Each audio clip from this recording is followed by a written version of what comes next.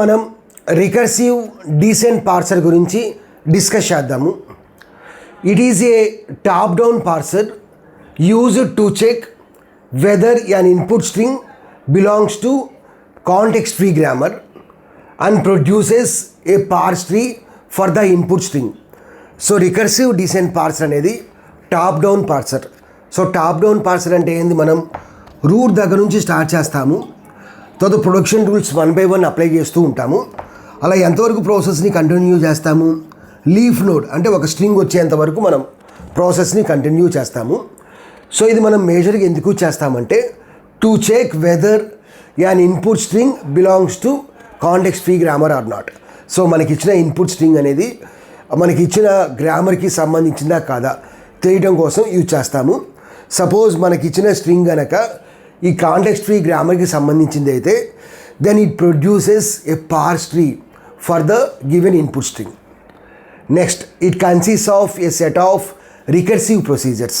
Recursive అంటే ఏంది, same function, a function called by itself. Okay, so ఇక్కడ మనం ఏం చేస్తామంటే సెట్ ఆఫ్ రికర్సివ్ ప్రొసీజర్స్ని డిఫైన్ చేస్తాము, where each non terminal is represented by a function or procedure. Suppose మన ఈ ప్రాబ్లం తీసుకుందాము. ఇక్కడ మనకి ఎన్ని నాన్ టెర్మినల్స్ ఉన్నాయి, 2 నాన్ టెర్మినల్స్ ఉన్నాయి. కాబట్టి మనం 2 ప్రొసీజర్స్ అంటే 2 ఫంక్షన్స్ని డిఫైన్ చేయాలి. If the input is a terminal, compare terminal with input string symbol. If match then input pointer advances to the next symbol. Non terminal అయితే ఏం చేస్తున్నాం, మనం ఒక ఫంక్షన్ ప్రొసీజర్ డిఫైన్ చేస్తున్నాం. అలా కాకుండా మన ఇన్పుట్ కనుక టెర్మినల్ అయితే మనం ఏం చేయాలి అంటే టెర్మినల్ని ఇన్పుట్ స్ట్రింగ్లో ఉన్న సింబల్స్తో కంపేర్ చేయాలి. మన టెర్మినల్ కనుక ఇన్పుట్ స్ట్రింగ్లో ఉన్న సింబల్స్తో కనుక మ్యాచ్ అయితే మనం ఏం చేయాలి అంటే ఇన్పుట్ పాయింటర్ని ఒక పొజిషన్ రైట్కి మూవ్ చేయాలి. If any non terminal is producing multiple productions then write all the productions in a single procedure. Suppose ఒక నాన్ టెర్మినల్ కనుక మల్టిపుల్ ప్రొడక్షన్స్ ప్రొడ్యూస్ చేస్తుంది అనుకోండి, అప్పుడు ఏం చేయాలి అంటే ఆ ప్రొడక్షన్స్ మొత్తాన్ని ఒకే ప్రొసీజర్లో రాసేయాలి.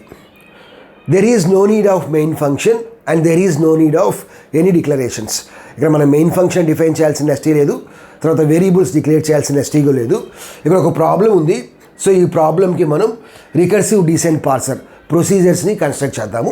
సో అప్పుడు మీకు పర్ఫెక్ట్ క్లారిటీ వస్తుంది. సో ఇక్కడ మనకి ఎన్ని నాన్ టెర్మినల్స్ ఉన్నాయి, ఈ డాష్ 2 నాన్ టెర్మినల్స్ ఉన్నాయి. వేరియాస్ ఐ ప్లస్ ఎప్సిలాన్ అనేవి ఏంది టెర్మినల్స్. సో 2 నాన్ టెర్మినల్స్ ఉన్నాయి కాబట్టి 2 ప్రొసీజర్స్ డిఫైన్ చేయాలి. సో ఫస్ట్ మనం డిఫైన్ చేద్దాం. ఈకి ప్రొసీజర్ అంటే ఫంక్షన్. సో దాన్ని డిఫైన్ చేసాం. ఇందులో మనకి బాడీ ఏముంది, ఐ అంటే ఏంది టెర్మినల్. సో టెర్మినల్ అయితే మనం ఏం చేయాలి ఒకసారి చూద్దాము. ఇన్పుట్, ఇక్కడ ఇన్పుట్ అనే ఒక స్ట్రింగ్ యూజ్ చేస్తున్నాము. If input double equal to I. So input కనుక టెర్మినల్ అయితే మనం ఏం చేస్తున్నాము, ఇన్పుట్ పాయింటర్ని ఇంక్రిమెంట్ చేయాలి, అంటే ఇన్పుట్ని నెక్స్ట్ పొజిషన్లో ప్లేస్ చేయాలి. సో అప్పుడు ఇంక్రిమెంట్ చేయాలి అంటే ఏం చేయాలి, ఇన్పుట్ ప్లస్ ప్లస్. తర్వాత ఇక్కడ మనకి ఏముంది, ఈ డాష్ ఉంది. ఈ డాష్ అంటే ఏంది, ఒక నాన్ టెర్మినల్ అయితే మనం ఏం చేయాలి, దాని ప్రొసీజర్ని కాల్ చేయాలి. సో ప్రొసీజర్ని కాల్ చేయండి. సో ఇది మనకు ఒక ప్రొసీజర్. సో తర్వాత ఇంకేముంది, ఈ డాష్ ఉంది. సో ఇంకొక ప్రొసీజర్ డిఫైన్ చేయాలి. సో ఇక్కడ దానికి స్పేస్ లేదు కాబట్టి నేను ఈ పోర్షన్ అరేంజ్ చేసేసి డిఫైన్ చేసేస్తున్నా. సో ఇప్పుడు ఏం డిఫైన్ చేయాలి, ఈ డాష్కి మనం ప్రొసీజర్ డిఫైన్ చేయాలి. ఇక్కడ ఫస్ట్ ప్రొడక్షన్ ఏముంది, plus I dash. Second production ఏముంది, ఎప్సిలాన్ ఉంది. సో ఫస్ట్ దానికి రాద్దాం. If input double equal to plus. So plus అయితే మనం ఏం చేయాలి, ఈ టాస్క్ని ఎగ్జిక్యూట్ చేయాలి, ప్లస్ ఐ డాష్ అని చెప్పి. ప్లస్ కాకపోతే ఏం చేయాలి, ఎప్సిలాన్ ఎగ్జిక్యూట్ చేయాలి. ప్లస్ అయితే ఏం చేయాలి, ఐ డాష్ ఎగ్జిక్యూట్ చేయాలి. సో కాబట్టి బాడీ ఎగ్జిక్యూట్ చేయండి. If input double is equal to I. So plus అయితే మనం ఏం చేయాలి, ప్లస్ అంటే ఏంది, అది టెర్మినల్. సో టెర్మినల్ అయితే మనం ఏం చేయాలి, ముందు ఇన్పుట్ పాయింటర్ని ఇంక్రిమెంట్ చేయాలి. సో ఇన్పుట్ పాయింటర్ని ఇంక్రిమెంట్ చేయండి, ఇన్పుట్ ప్లస్ ప్లస్. తర్వాత if input double equal to plus అయితే ఐ డాష్ ఎగ్జిక్యూట్ చేయాలి. సో ఐ అంటే సింగిల్ వేరియబుల్, సింగిల్ క్యారెక్టర్ కాబట్టి మనం సింగిల్ కొటేషన్లో ఎన్క్లోజ్ చేసాం ఐ. సో ఐ అయితే ఏం చేయాలి, మనం ఇన్పుట్ పాయింట్ అని ఇంక్రిమెంట్ చేయాలి. So input plus plus input plus plus, తర్వాత ఏముంది ఈ డాష్ ఉంది. సో ఈ డాష్ని కాల్ చేయాలి మనం, ఈ డాష్ని కాల్ చేయాలి. సో ఇది మనకి తర్వాత ఇది అయిపోయింది. సో అయితే మనం ఇది మొత్తం ఎగ్జిక్యూట్ చేసాం. సో ఈ ఇఫ్ క్లోజ్ చేయాలి, తర్వాత ఈ ఇఫ్ క్లోజ్ చేయాలి. సో ప్లస్ అయితే మనం ఈ మొత్తం ఎగ్జిక్యూట్ చేయాలి ఇంతవరకు. ఎల్స్ అయితే ఏం చేయాలి, మనం రిటర్న్ చేయాలి, ప్రీవియస్ దానికి రిటర్న్ అవ్వాలి. దేని నుంచి అయితే కాల్ చేసామో దానికి రిటర్న్ అవ్వాలి. సో తర్వాత ఈ డాష్ అనే ఒక ప్రొసీజర్ని క్లోజ్ చేసేయండి. ఇప్పుడు మనం ఏం చేద్దామంటే ఒక ఇన్పుట్ స్ట్రింగ్ తీసుకొని మనది కరెక్టో కాదో చెక్ చేద్దాం. సో ఇన్పుట్ స్ట్రింగ్ ఎక్కడి నుంచి వస్తుంది, స్టార్ సింబల్ నుంచి వస్తుంది. ఇక్కడ మనకి ఏముంది, ఈ ప్రొడ్యూసెస్ ఐఈ డాష్ ఉంది. సో తీసుకున్నాను ఈ డాష్ అంటే ఏంది, ప్లస్ ఐఈ డాష్ తర్వాత ఈ డాష్ అంటే ఏమి ఇచ్చాడు, ఎప్సిలాన్ ఇచ్చాడు. ఐ ఇంటూ ఎప్సిలాన్ అంటే ఏంది, ఐ. సో ఇప్పుడు మనం I+I తీసుకుందాం. సో I+I తీసుకొని ఇది వ్యాలిడో కాదో చెక్ చేద్దాం. సో ఈ స్ట్రింగ్ అనేది మన యొక్క కాంటెక్స్ట్ ఫ్రీ గ్రామర్కి సంబంధించిందా కాదా, గ్రామర్ మనకి ఇచ్చిన గ్రామర్ని కాంటెక్స్ట్ ఫ్రీ గ్రామర్ అంటారు. సో అవునో కాదో చెక్ చేద్దాం. సో ఎక్కడి నుంచి స్టార్ట్ అవుతుంది, స్టార్ సింబల్ ప్రొసీజర్ నుంచి స్టార్ట్ అవుతుంది. స్టార్ సింబల్ ప్రొసీజర్ అంటే ఏంది, ఇక్కడ నుంచి స్టార్ట్ అవుతుంది. సో ఫస్ట్ మనకి ఎక్కడ ఉంటుంది, పాయింటర్ I దగ్గర ఉంటుంది. ఇఫ్ ఇన్పుట్ =I, ఇన్పుట్ మన దగ్గర ఏముంది, I+I, ఇన్పుట్ ఏముంది, I ఉంది, I =I. Yes, condition is true. Input plus plus. So input plus plus అంటే ఏమైంది, ఇన్పుట్ పాయింట్ అనేది ఇంక్రిమెంట్ అయింది. తర్వాత ఏముంది, ఈ డాష్. సో ఈ డాష్ ఫంక్షన్ని కాల్ చేసాం. So control will be transfer to the E dash function.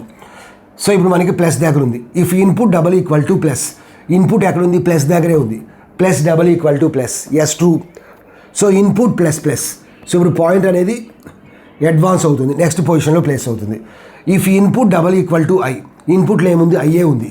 I =I, condition is true. Input plus plus.